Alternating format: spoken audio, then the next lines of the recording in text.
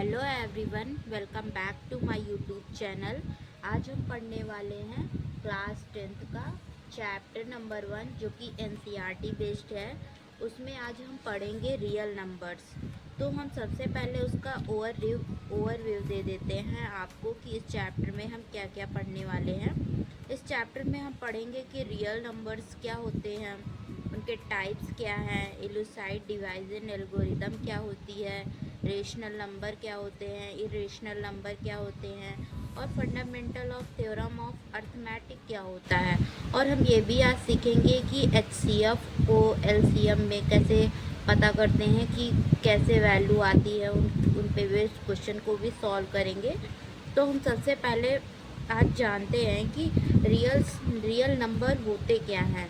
तो real number होता है वो सभी नंबर होते हैं जो हमारे नंबर लाइन पे एग्जिस्ट करता है। जैसे कोई नंबर लाइन होगी, जैसे कि एक्स एक्सिस या वाई एक्सिस पे कोई लाइन है, ये जो सारे नंबर्स जो यहाँ पे एग्जिस्ट करते हैं ये हमारे क्या होते हैं, ये हमारे रियल नंबर्स होते हैं जो कि एक लाइन पे एग्जिस्ट करते हैं।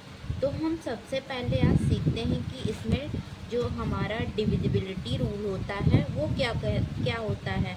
जैसे कि हमारे पास दो नंबर हैं, एक नंबर है हमारे पास ए और एक है हमारे पास बी। दोनों क्या होंगे, और हमारे पास दोनों जो नंबर होंगे वो दोनों ए और बी दोनों हमारे क्या होंगे, इंटीजर्स नंबर होंगे। तो इसमें जो बी होगा वो हमारा does not equal to zero होगा, क्योंकि हमारा बी इसमें डज इक्वल ज़ीरो नहीं होगा, because divide A is exist in integer like a formula, जैसे कि होता है ए इक्वल टू बी सी। तो इस फार्मूले के अकॉर्डिंग हम समझ सकते हैं कि डिविजिबिलिटी रूल कैसे अप्लाई होता है। जैसे कि हम आपको एग्ज़ाम्पल देके बताते हैं कि एग्ज़ाम्पल जैसे कि हम लिखें कि 4 डिवाइड 24। तो 4 डिवाइड 24 मतलब 24 डिवाइड 4। तो इसको जब डिवाइड करेंगे तो हमारा क्या आ जाएगा, 4 6 जा, तो ये 6 बार डिवाइड हो जा रहा है। मतलब कि जो इसका डिवीजन होगा, जैसे कि हम 24 का वो निकालें कि इसकी टेबल में 6 इंटू 4, इससे जब करेंगे तो ये हमारा 24 आ रहा होता है ना। तो यही होता है हमारा डिविजिबिलिटी रूल, जिसमें 4 जो होता है वो, जैसे कि 4 है वो 25 को डिवाइड नहीं कर सकता है, क्योंकि it is not such integer C.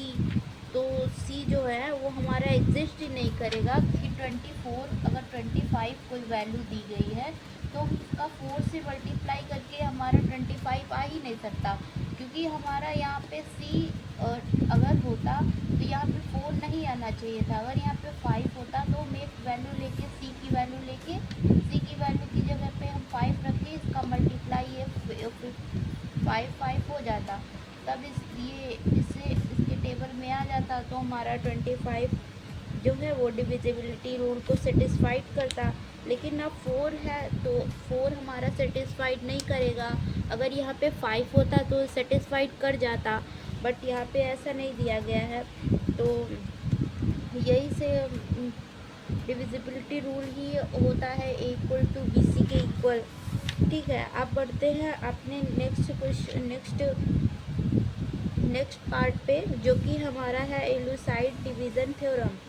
इलुसाइड division theorem से हमारा क्या होता है, ये इसमें हमारे दो वो होते हैं, इंटीजर ए एंड बी।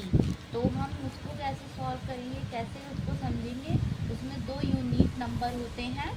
दो यूनिट नंबर क्या होंगे, जैसे कि यूनिट नंबर दो पॉजिटिव ए और बी, ये दो पॉजिटिव नंबर्स हो गए हैं। ठीक है, इसमें ये नॉन निगेटिव इंटीजर होगा एक क्यू, और वो एग्जिस्ट करेगा सच दैट इसका फॉर्मूला कैसे लिख सकते हैं, A equal to B Q plus are.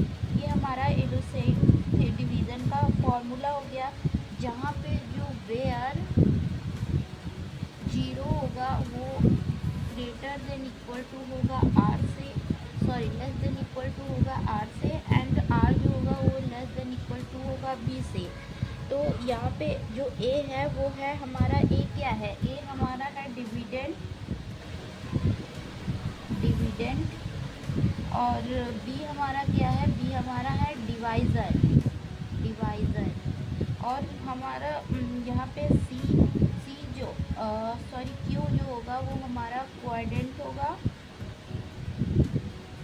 Quotient, और हमारा जो आर होगा वो आर हमारा क्या होगा, रिमाइंडर। जो हम डिवाइड करने के बाद जो हमें वैल्यू मिलती है उसे हम रिमाइंडर कहते हैं। जैसे कि डिवाइड वगैरह जो सॉल्व करते हैं उसमें जो फॉर्मूला अप्लाई होता है, तो नीचे जो हमारे पास बच जाता है, जो सॉल्व नहीं हो पाता है, वो हमारा क्या होता है, रिमाइंडर। जैसे कि इसका फॉर्मूला हम कैसे लिखेंगे, इस थ्योरम का फॉर्मूला वो भी देख लेते हैं। Dividend equal to divisor into quotient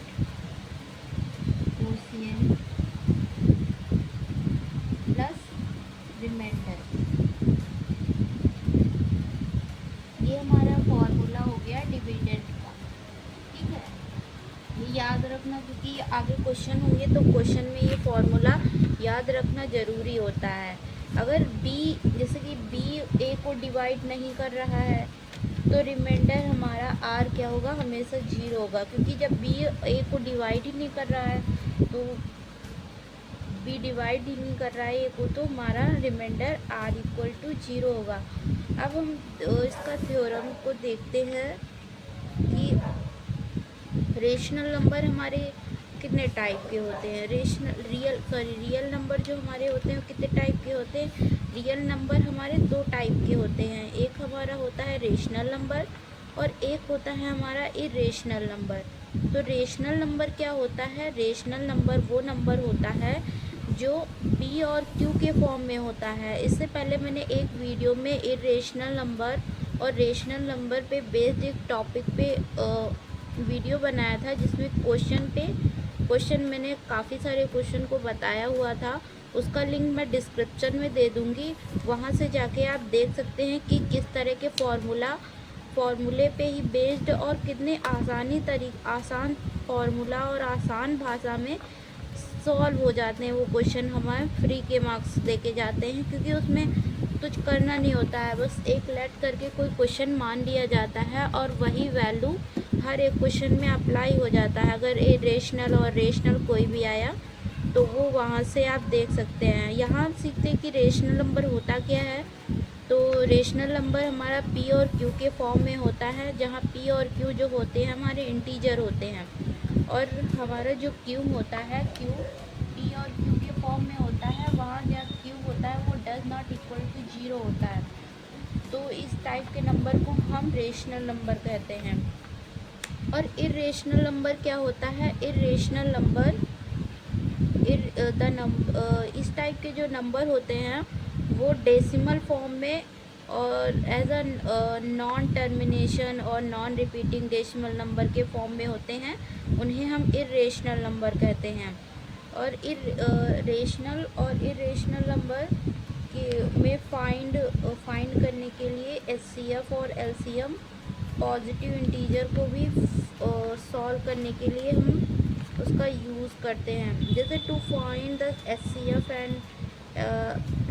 HCF and LCM for the two number of point integer we use the proceed of formula. जैसे कि हम एचसीएफ और एलसीएम को हम कैसे फाइंड करते हैं। एलसीएम जो होता है वो हमारा मतलब कि सारे नंबर का पावर को काउंट करके लिखा जाता है, और जो हमारा एचसीएफ होता है वो हमारा जो कॉमन वैल्यू होती है उससे लिखा जाता है। जैसे कि हमारे किसी फैक्टराइजेशन में, जैसे कि हम आपको एक क्वेश्चन का एक सॉल्व करके दिखाते हैं एचसीएफ पे बेस्ड, जिसमें जैसे हमें क्वेश्चन दिया जाता है कि express each the following as the product of the prime factor. और इस टाइप के जो क्वेश्चन होते हैं वो हम फैक्टराइजेशन करके ही सॉल्व करते हैं। जैसे कि एक क्वेश्चन हम ले लेते हैं, जैसे कि एक क्वेश्चन हमें दिया गया है 140, जैसे मान लेते हैं कि एक क्वेश्चन हमें ये दिया गया है तो हम इसको कैसे एचसीएफ वाला, जैसे कि एलसीएम लेके हम कोई भी सॉल्व करते हैं क्वेश्चन, एलसीएम ऐसे निकालते हैं 140। और यहाँ पे इसको कैसे सॉल्व करते हैं, पहले हम स्टार्ट करते हैं सबसे छोटी वैल्यू के साथ डिवाइड करना। जैसे कि पहले हम 2 से इसको डिवाइड करेंगे तो 2 7 जा 14 होता है, 2 7 जा 14 हो गया। ठीक है, अब फिर इसको देखेंगे किससे डिवाइड हो, तो सबसे पहले 2 से स्टार्ट, सबसे पहले स्ट्रेटजी यही होनी चाहिए कि पहले 2 से स्टार्ट करो, फिर 3 से, फिर 4 से, फिर 5 से, ऐसे ऐसे चलता रहना चाहिए। ये नहीं कि पहले 3 से और 4 से कर दिया, इससे आप भी कंफ्यूज हो जाएंगे। इससे पहले कि सबसे पहले छोटी वैल्यू से स्टार्ट करें। तो यहाँ पे अब 2 3 जा 6, तो 2 3 जा 6 और एक 1 इधर बचा, तो 2 5 जा 10, तो ये 35 हो गया। अब 2 की टेबल में तो 35 आता ही नहीं है और ना ही 3 की टेबल में आता है। कैसे हम पहचानेंगे कि ये 2 और 3 की टेबल में नहीं आता, क्योंकि 2 की टेबल में तो 5 आता ही नहीं है और 3 की टेबल में आता भी है तो 15 आता है। तो यहाँ 3 लिखा है तो यहाँ पे 5 फिर जाएगा नहीं, डेसिमल में वैल्यू आ जाएंगी। लेकिन हम यहाँ पे डेसिमल वैल्यू का नहीं लेते हैं, यहाँ पे हम इंटीजर वैल्यू लेते हैं। तो हम इसको 5 से देखेंगे तो 5 7 जा 35, तो 5 7 जा 35 हो गया। अब 7 भी किसी की छोटी टेबल में नहीं आता, 2 की टेबल में नहीं आता, 3 की टेबल में नहीं आता, तो ये अपनी ही टेबल में आता है, इसलिए ये अपनी ही टेबल से जाएगा। 7 1 जा 7, तो हमारा जो 140 का जो हमारा एलसीएम आ जाएगा, जैसे कि हम लिखें एलसीएम, तो यहाँ पे क्या आ रहा है 2 इंटू 2 इंटू 5 इंटू 7। तो हम जैसे कि यहाँ पे अब 2 और 2 का पेयर हो गया, तो इसको हम ऐसे लिख सकते हैं 2 की पावर 2 5 इंटू 7, ये हमारा एलसीएम आ जाएगा। और अगर इससे हमें एलसीएफ निकालना है तो एक और नंबर लेके देखते हैं और इसको कंपेयर करके देखते हैं कि इसमें एलसीएफ कैसे आता है। तो ये एलसीएम का आपको समझ आ ही गया होगा। अब हम एचसीएफ का भी देख लेते हैं। एचसीएफ, तो हम एचसीएफ कैसे निकालेंगे, जैसे कि हमारे पास कोई वैल्यू दिया गया है, जैसे मान लेते हैं 126, ठीक है, तो यहाँ से एचसीएफ तो वैसे ही निकलता है। तो यहाँ पे भी इसको 2 से लेके जाएंगे, 2 7 जा 14 और 2 8 जा 16, फिर 2 से 2 3 जा 6, 2 9 जा 18, फिर 3 1 जा 3 3 जा 9, फिर 13 से ये चला जाएगा। तो यहाँ पे देखते हैं, यहाँ पे हमारा आया 2 स्क्वायर 3 इंटू 13।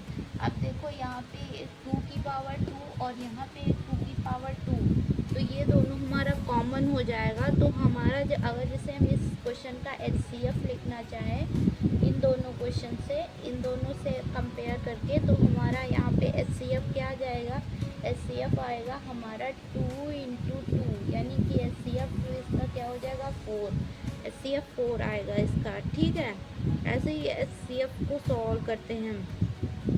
और हमारा कोई भी टर्म इसमें कॉमन नहीं है, बस 2 की पावर 2 ही वाला कॉमन था, इसलिए 2 की पावर 2 वाला हम लिख लिए। तो एचसीएफ में हमेशा कॉमन फैक्टर वाले ही वैल्यू को लेते हैं। ठीक, अब जैसे कि और बहुत सारे क्वेश्चन हैं इसमें कि एचसीएफ को फाइंड करना है, प्राइम फैक्टराइजेशन के मेथड से सॉल्व करना है। तो बहुत सारे क्वेश्चन आते हैं, एग्ज़ाम में भी आते हैं, तो आप ऐसे ही सॉल्व कर सकते हैं। आपको हम एक और क्वेश्चन दिखा देते हैं एचसीएफ और एलसीएम का सॉल्व करके। पहले इसको रफ कर लेते हैं हम। जैसे कि ये क्वेश्चन है, इस क्वेश्चन में हमें फाइंड करना है HCF and LCM of 3 3 6 and 54। तो हम सबसे पहले इन दोनों का एलसीएम ले लेते हैं। सबसे पहले हम निकालेंगे एलसीएम, ठीक है, एलसीएम को सॉल्व करते हैं। एलसीएम हो जाएगा हमारा 3 3 6। अब देखो इसको डिवाइड करके देखते हैं, 2 1 जा 2, 2 6 जा 12, 2 8 जा 16, फिर इसको 2 से डिवाइड करते हैं, 2 8 जा 16, 2 4 जा 8, फिर 2 से डिवाइड करते हैं। जब तक 2 से डिवाइड हो रहा है तब तक डिवाइड करेंगे। 2 4 जा 8, 2 जा 4, फिर 2 जा 4, 2 1 जा 2। अब 21 आ गया। 21 तो 2 से डिवाइड हो नहीं सकता, इसलिए हम 3 से डिवाइड करके देखेंगे। 3 7 जा 21, 7 1 जा 7, ठीक है। अब 54 का भी इधर निकाल लेते हैं। 2 जा 4, 2 7 जा 40, फिर ये 2 से तो जाएगा नहीं, 3 से ट्राई करते हैं।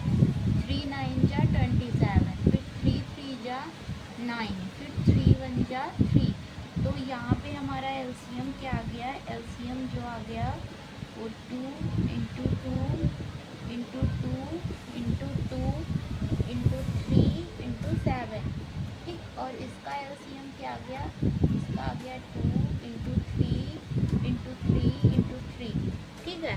अब इसका एलसीएम तो ये आ गया। अब इसको क्या लिख सकते हैं? 2 की पावर 4, 3 इंटू 7, ये हमारा एलसीएम हो गया इसका।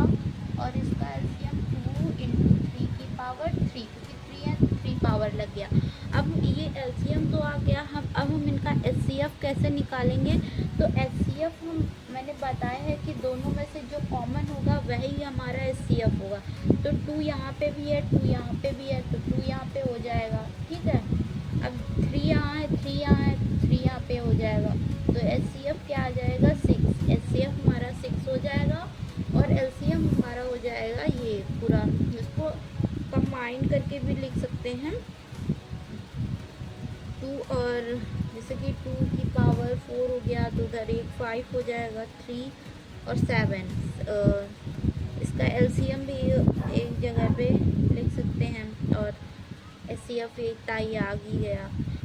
और मैंने और कैसे पता करते हैं कि नंबर इरेशनल है और नॉट इरेशनल है? जैसे कि prove that √2 is the irrational number, √7 is the irrational number, how to prove that, this type of question. तो इस टाइप का क्वेश्चन मैंने बनाया हुआ है वीडियो, उसका लिंक आपको डिस्क्रिप्शन में मिल जाएगा, आप वहाँ से देख सकते हैं। अब नेक्स्ट वीडियो में हम एक्सरसाइज पे कुछ क्वेश्चन को सॉल्व करेंगे, एक्सरसाइज रिलेटेड, क्योंकि उसमें थोड़ा डिफरेंट क्वेश्चन हो सकते हैं, तो उनको भी हम नेक्स्ट वीडियो में सॉल्व करेंगे। आज के लिए इतना ही। Thank you.